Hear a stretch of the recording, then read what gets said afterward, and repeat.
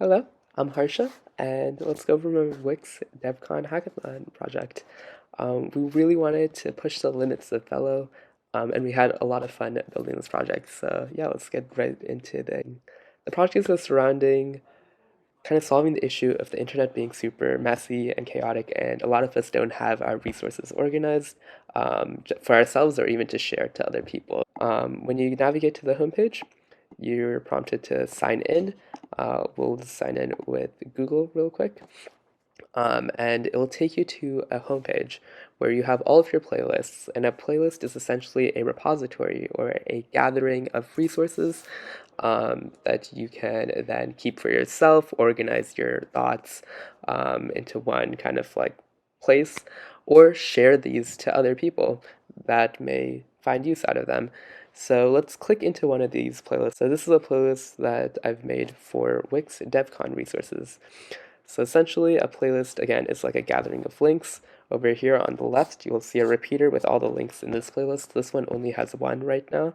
And if I hover over it, something really cool happens. We call these snapshots. And a snapshot is essentially a screenshot of the web page that is generated. And you'll see that there's like a comment here, right? So again, we were pushing Wix and Velo to its absolute limits. So what we can do here is click on this plus icon, and we get this thing following us and our mouse anywhere over the screenshot. Again, this is completely designed on Wix.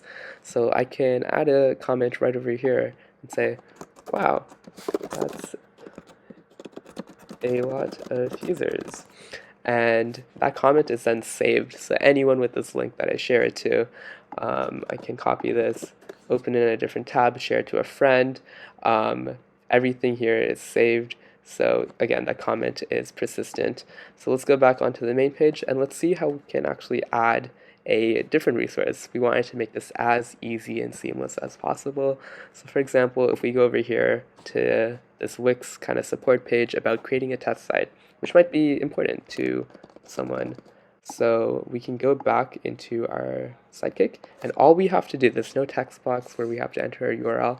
We just drag our mouse, hover it anywhere in the page, and paste it in, and it automatically detects that as a URL and adds it to our playlist collection.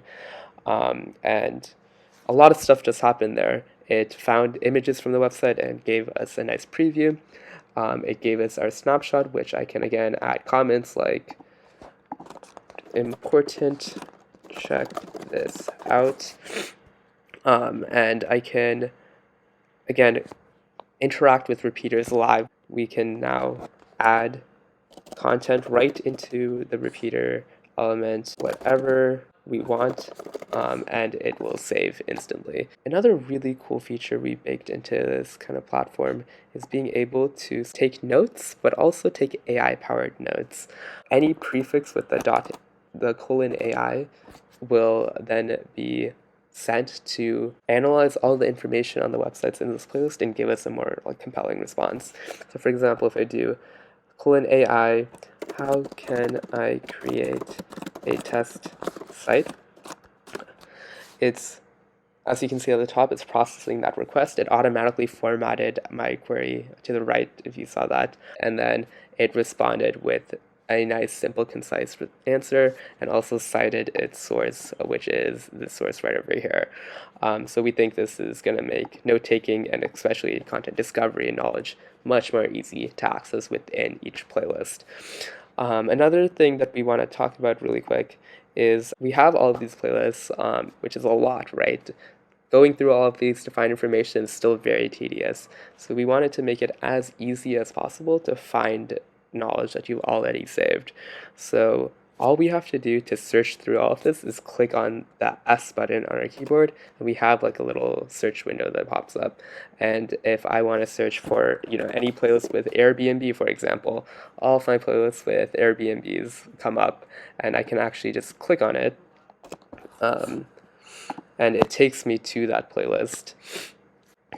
And kind of what we added to our playlist right now, important, check this out. It searches through all the comments, all of the URLs, everything, which is also really hard to implement because this is using the native like Wix data filters, but making this as fast as it is through all of the different kind of like columns. We had to basically implement a whole new searching index within our data frame and kind of be smart about it to make this work. And it actually returns the path of where it found the match. So like in here, it's like the playlist, and it's the text inside what we called in our notes section. So that's super cool. Another thing that we did as a simple add-on was we integrated this into the Google Chrome search. So again, making search as easy as possible within playlists. So I just have to click on S and then tab, and I can search Sidekic. So if I want to search for grass, it automatically pops up here, and this works like regardless of what website I am at. So like S tab Airbnb, and it goes right into this page. And next up, I really want to go over what we built here and why it's important. A lot of people might just think this is an existing bookmarking solution, right, that organizes information. But the thing is, all the existing bookmarking solutions out there suck, right? It's just a long list of content that no one really uses, or even if you bookmark sites, really hard to actually go back and visit them. And I'm sure you guys have experienced scrolling hell, is what we like to call it, or essentially you have your history.